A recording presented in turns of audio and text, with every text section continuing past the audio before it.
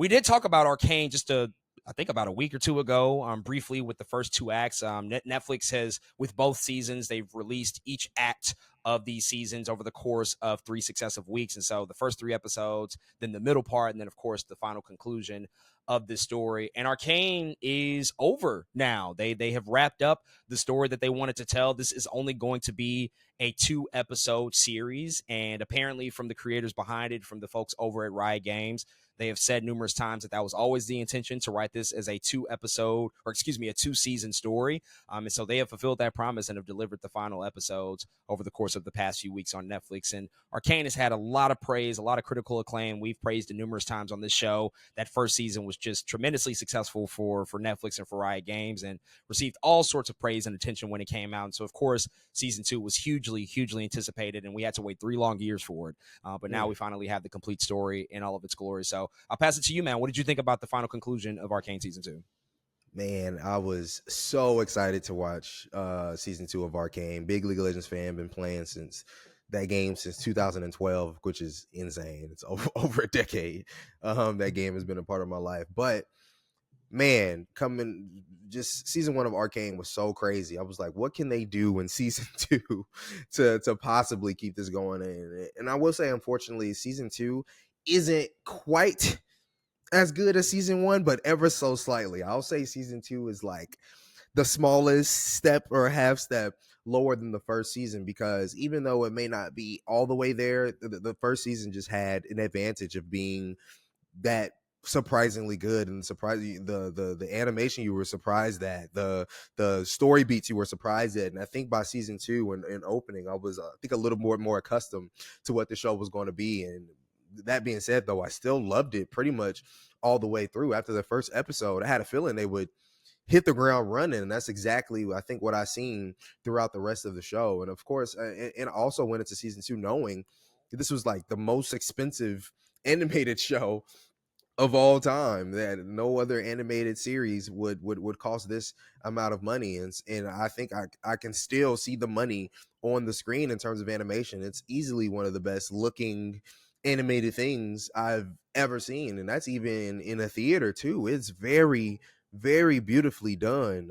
Every episode, I'm like, y'all sure we're not looking at a movie here? This is an episode of something. It really blows my mind, the work that Fortiche Animation Studios was doing here. I think it's kind of groundbreaking, and I hope they have some kind of theatrical feature on the horizon. But man, I still love this world. I love living within this world, because something that's interesting about League of Legends is it's not a story-driven game per se. There are characters, and if you click on them in the little character select menu, they give you small little rundowns about maybe a little bit about who they are. But Arcane kind of has been existing to kind of like give you what has happened here, where these characters even come from, what do they look like, what their childhoods look like, what they look like now being grown, what their relationships look like. And what's crazy, I remember Jinx and Vi coming out in the game, and they were like, oh yeah, by the way, they're sisters. And when you say that in League of Legends, with the way the game works, you're not like,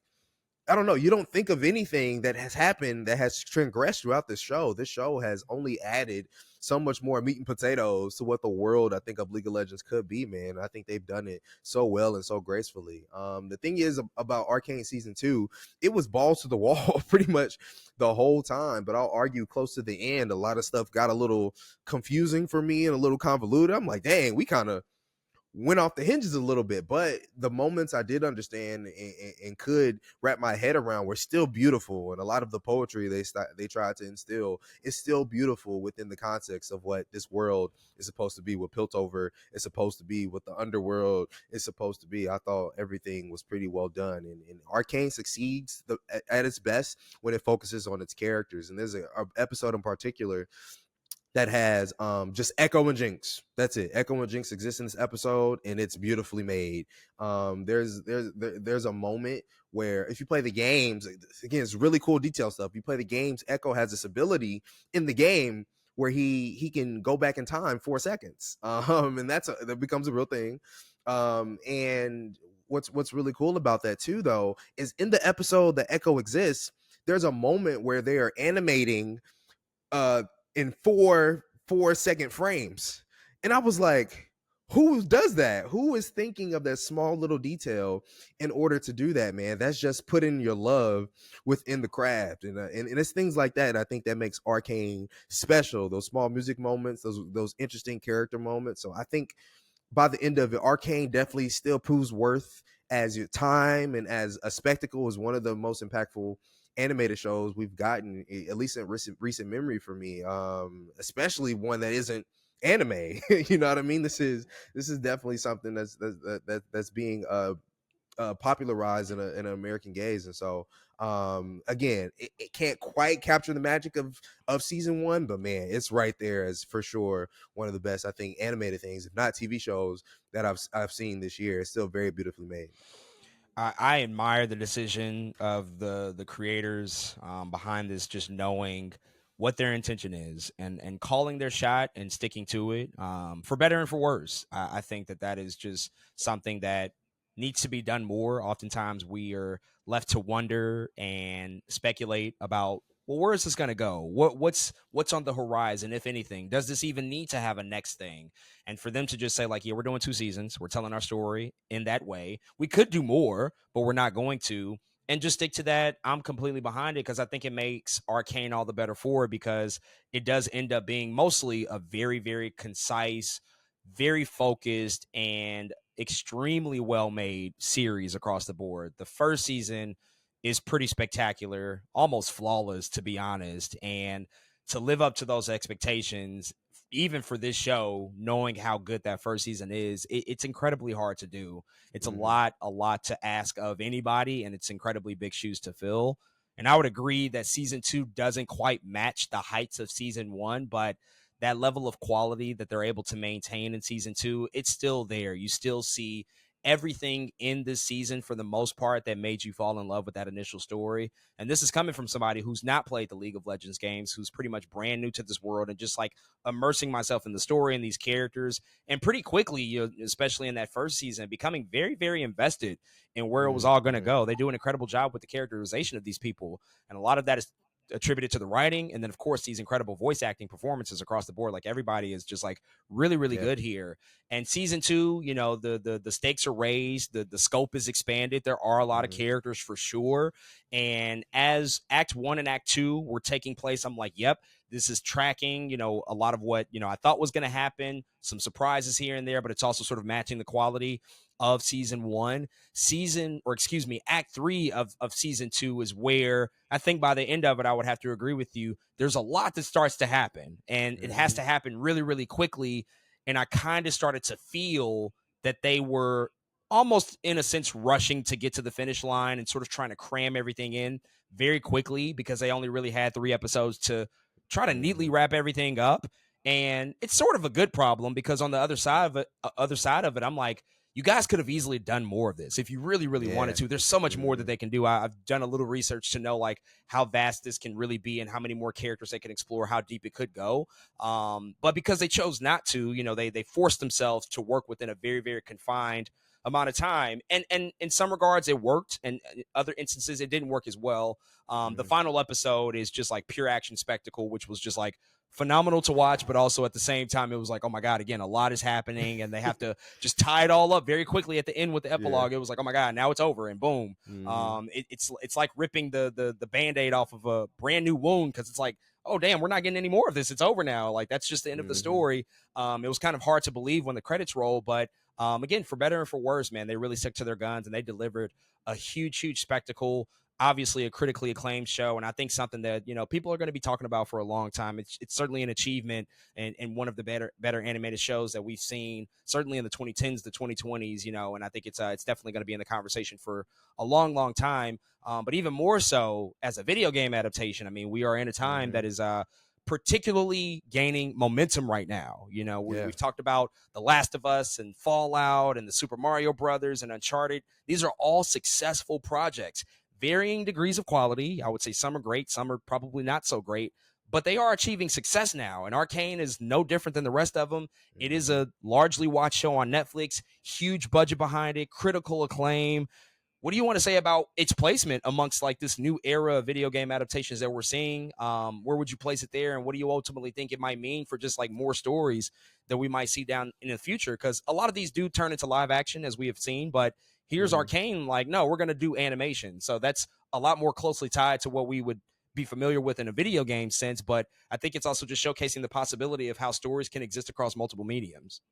Yeah, man, there's so much there. The video game world has been cooking, and I think people are everybody that picks up these projects, I think, is starting to understand what these can be and what these can mean. And I really like what you brought up there, the live action kind of versus animation thing, because uh, like you said, it's the closest that it can be kind of in an animated sense. But we're always like, we got to make this live action. And now I think people will start to ask, well, do we? Like, do we have to make this live action? Can this just be animated? And I think for that, for a lot of people, the answer being an animation is more important. I think what makes it hard is that Arcane came first.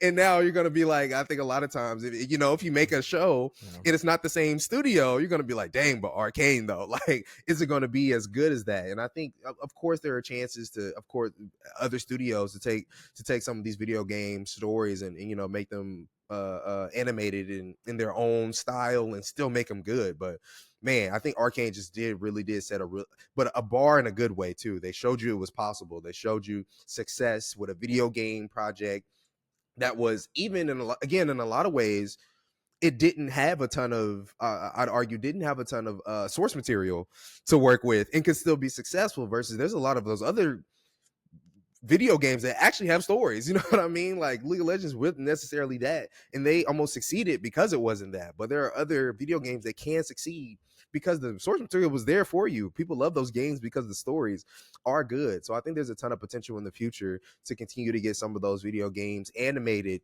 for sure. Of course, Amazon is gonna keep cooking with the live action. Shoot, Ella Purnell then turned up in Fallout, Arcane. She's having a great year. Sweet Pea, I know it's not a video game thing, but Ella Purnell has been cooking all year, man. And so it's been really cool to see her. But it'll be crazy, I think, to see where this video game stuff continues to go. How is Sonic 3 going to perform? How is the God of War show going to turn out? I don't know, but again, I think this is a good indication that all of it's possible. And I think Arcane it just set a bar that's like, yeah, we can do this if you actually care about what you're doing. I think that's the important piece. I think all of this is possible if you care about what you're doing. It just has to be there. Yeah, I mean, it helps that the creators are also directly involved in the show as well, which we've also seen in The Last of Us. I think more of these companies are starting to realize the important value of having that, having the creators, the storytellers behind these video games be a part of whatever translation you're doing. They don't have to be the shot callers per se, but they should probably be at the table and have an opinion and state,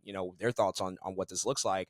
But I do think it's an interesting prospect of just like, well, what do you use? What medium do you go for? Because I know a lot of us just kind of naturally assumed that Legend of Zelda movie was going to be animation. And then they were like, oh, no, it's going to be live action, actually. And it was like, I mean, that could work, no doubt about it. Like, that could obviously work. But I think a lot of us just assumed after Super Mario Brothers, Nintendo, like Legend of Zelda also probably would be fire animated movie. Like that sounds incredible to me. The Warhammer style, like that style, it's kind of like right there. It's right so there. it'll be interesting to see, again, how we continue to have those conversations with certain properties, like as opposed to a God of War where I'm like, yes, that should be live action, no doubt about it. That thing. But yeah, I think other properties, it's a little tougher to call. It's not as easy to just say like, this should be that should be that. Even Sonic is kind of a hybrid, if we're being honest. It's kind of a hybrid between animation and live action. So you got to do what best services the property, of course. But I'm curious to see like how